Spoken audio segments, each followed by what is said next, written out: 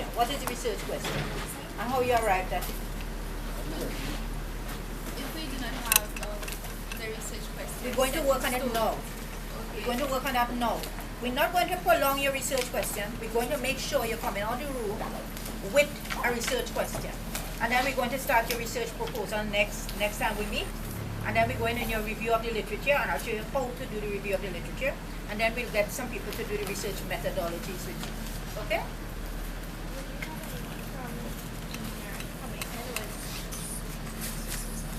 No, we don't have engineering coming in, which is strange. And we could invite, but I don't know a lot of people in engineering. That's my problem. Okay.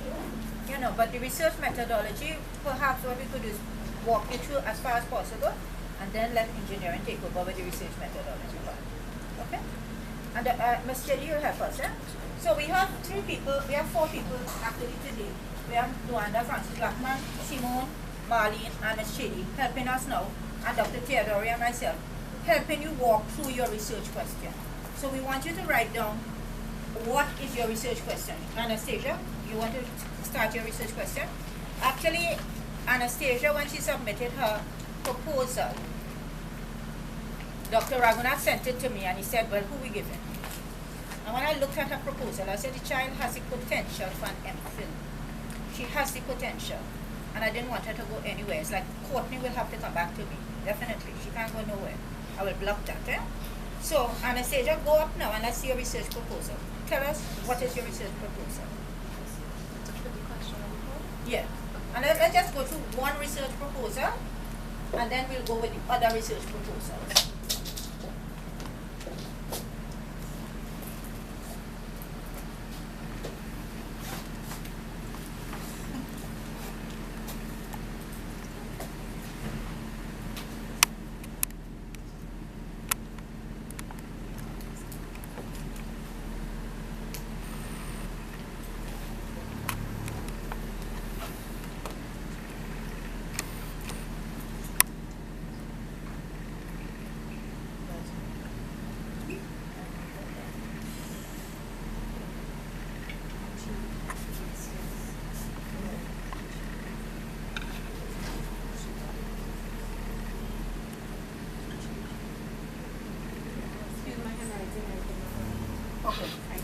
She wants to examine and see the word she uses. Eh? She's saying the word is not assess. The word is not to evaluate. All Miss Anastasia wants to do is to examine. Eh? Now for the masters, remember the masters, at this stage you could use secondary literature.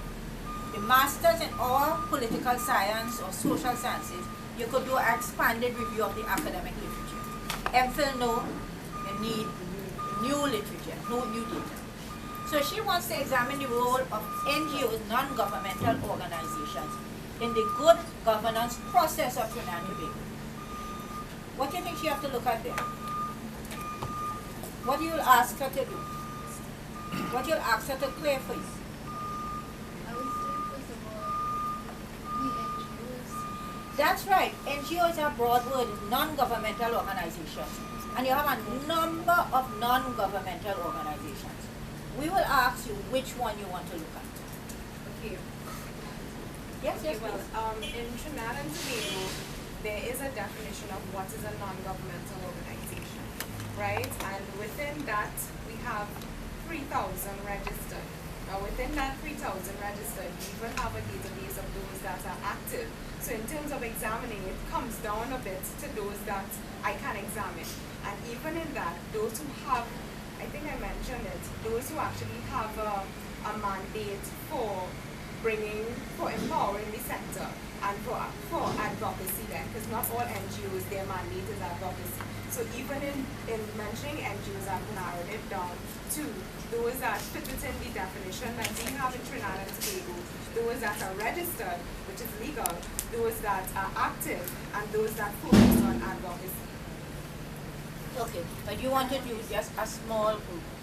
Now, when you talk about good governance, what is the second area that you have to look at and narrow?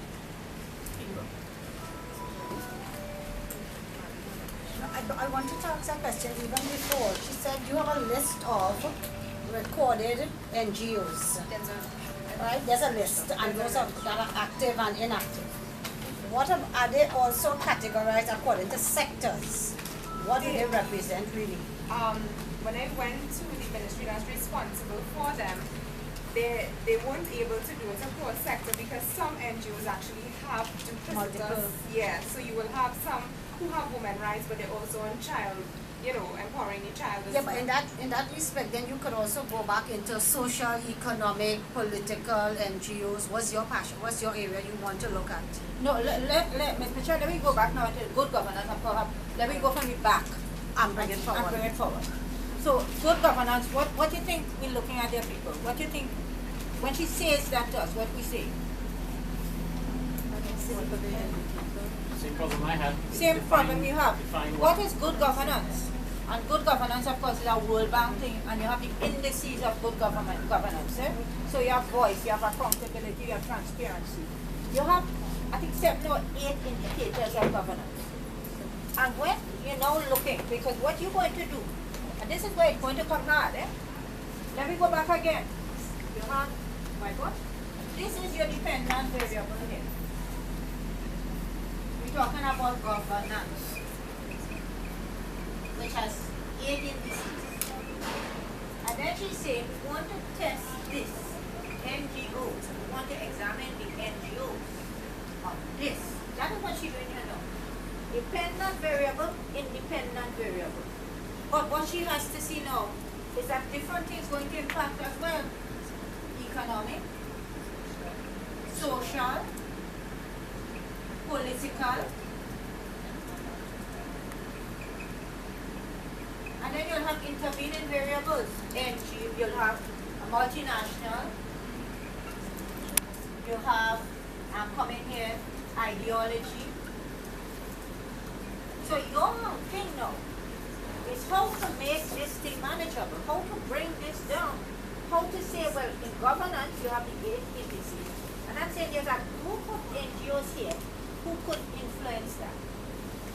What is my impact here? How am I going to keep all these variables constant? You understand how big it is? So now we're going to walk you through and see how you should do. So you people are understanding what happens with a research question that it sounds nice, eh? Let me tell you, yes, go with all the ambition. It sounds very, very nice. But what you realize, well, a PhD, a MPhil, a MSc, is how do I measure? And then we will say to you, you must have a foundation literature.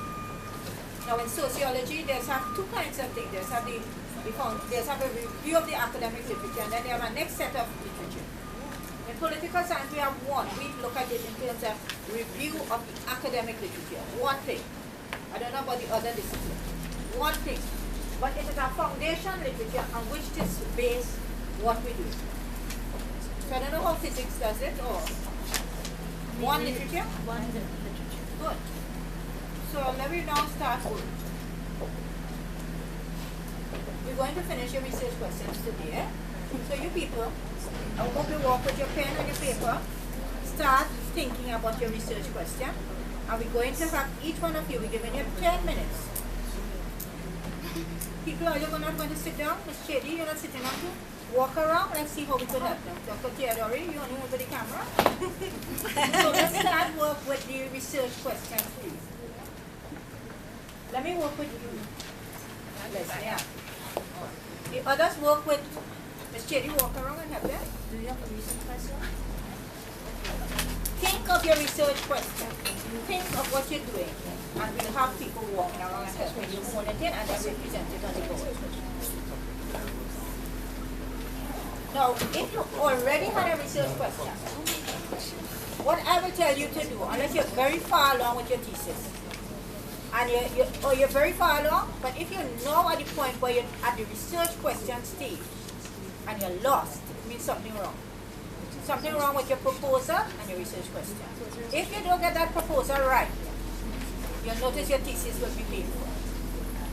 So let's go. Let's see how you can do it. We have flip chart paper somebody brought. Very nice. Thank you very much. People, we have some chips and biscuits, and we have some drinks.